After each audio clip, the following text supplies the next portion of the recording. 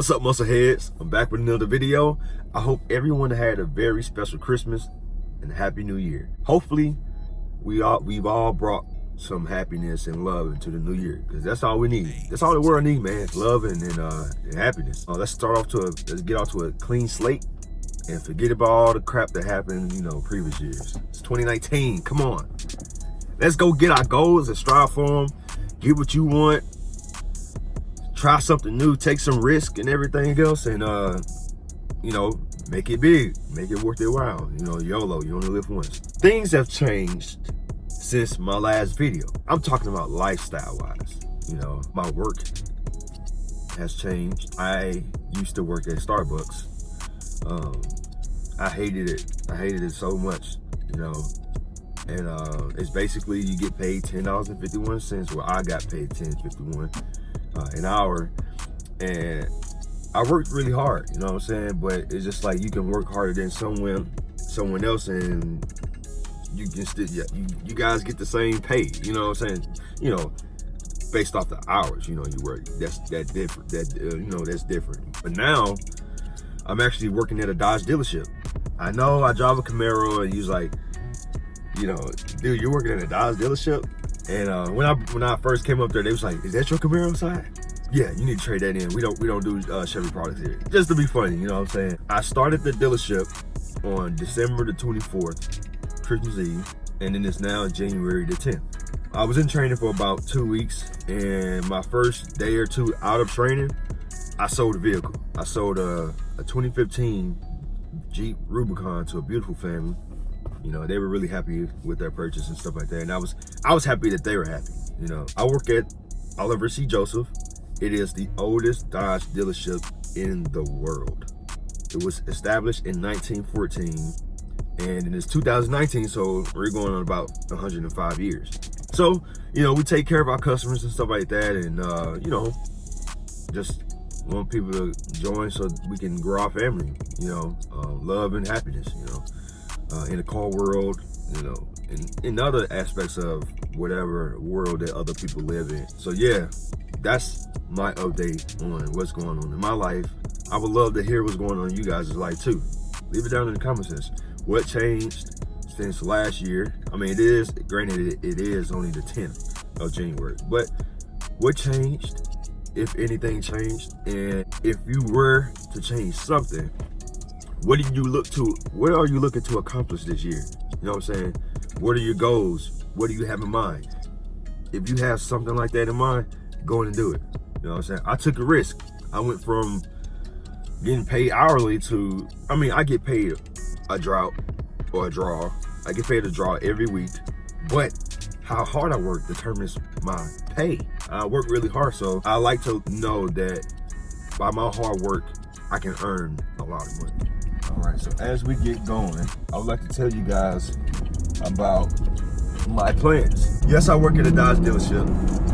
Okay, being around all those Dodge products like the Challengers and the Chargers, being a muscle car enthusiast, or just a car enthusiast in general, but owning a muscle car, I gotta say, those damn Challengers look mighty tasty.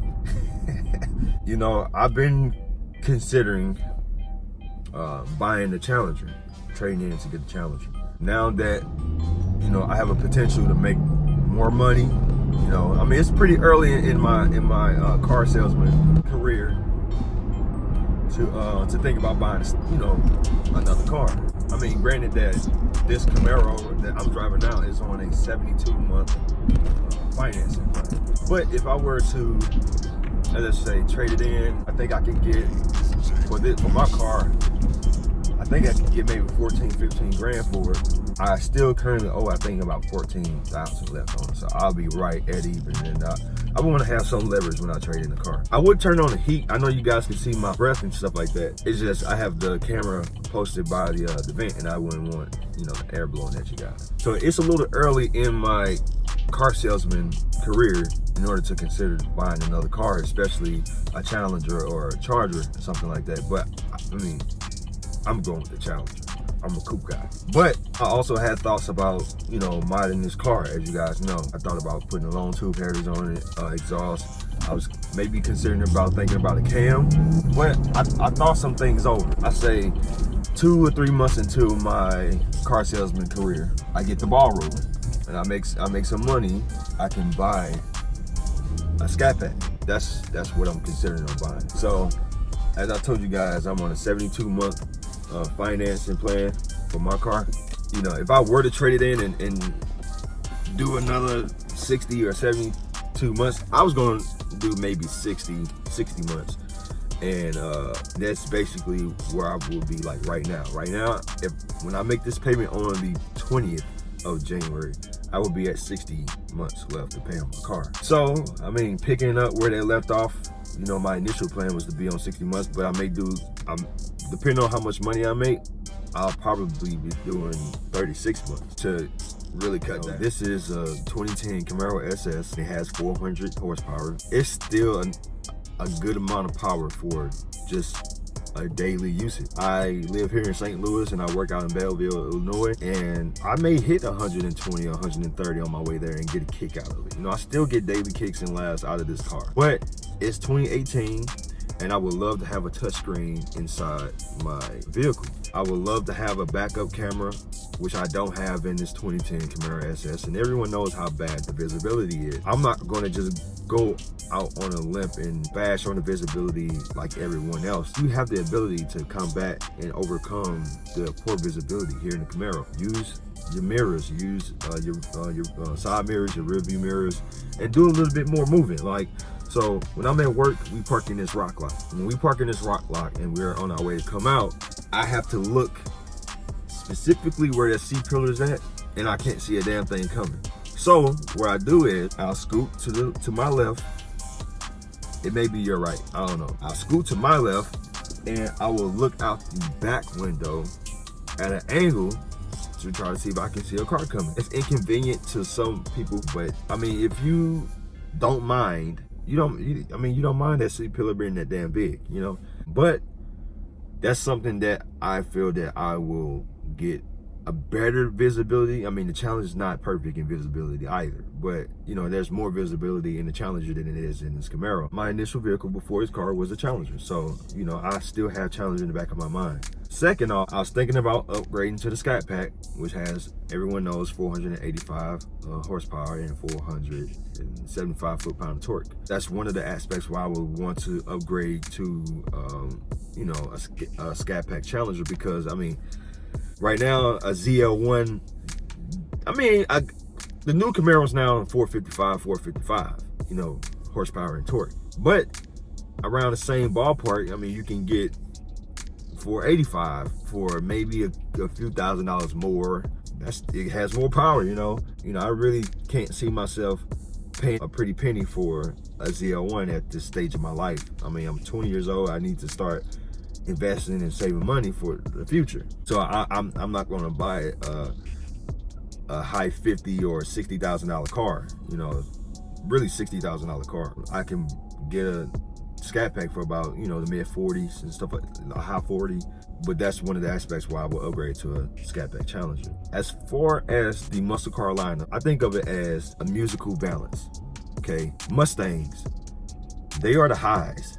Mustang's exhaust note is really high pitched and raspy. You agree?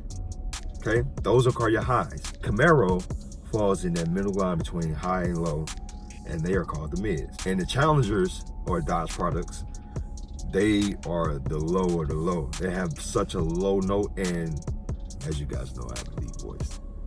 I mean, I played the tuba, you know, and I love bass instruments, so that low exhaust note sounds so beefy and brolicky and masculine to me. That's the reason why I'm considering about buying the Scat Pack Challenger. And plus, I mean, it's just like being around the Dodge lineup every single day. You develop a connection between you and Dodge products. And I'm a Chevy guy. I mean, I have Chevy t-shirts and I root for Chevy every single day. But I mean, as a car enthusiast, you don't want to stay one-track minded in one type of vehicle for the rest of your life. I mean, if you're a Chevy guy and you've never experienced driving a Mustang or driving a Challenger or driving a BMW or driving a Mercedes or whatever the case may be, you can't really consider yourself a car enthusiast, because I mean, if you're a car enthusiast, you have love for all type of cars. Don't bad. Like a real car enthusiast can find love and beauty in any car. He can find love and beauty in a fucking, I mean, excuse my language. He can find love and beauty in a Honda Civic, you know, or a Supra. I mean, everyone finds love in one of those. I mean, 4 bangers, 6-cylinder, 8-cylinder, it doesn't matter. 10, 12, it doesn't matter. You're a car enthusiast, you have love, and your beauty is in the eye of the beholder. That's how I see it. But you know, those are some of the reasons why I've been reconsidering about modding my Camaro. I'm like 93% sure that as soon as my money is like, I'm like, with my money or my income, I am buying a challenge. Now, I've also been considering paying this down, maybe only having maybe, I don't know, 7,000 to 10,000 left to pay on this car and buying another car. But I don't want 2 insurance payments a month and 2 car notes a month. So, which is why I've been leaning towards trading this in. Guys, you let me know, is it worth upgrading up to a Scat Pack? Just let me know what you think. Is it a good thought process, or should I upgrade to a newer SS Camaro? What should I do? You know, just you guys let me know what you think. All right, this is SS Musclehead, and I'll catch you guys later.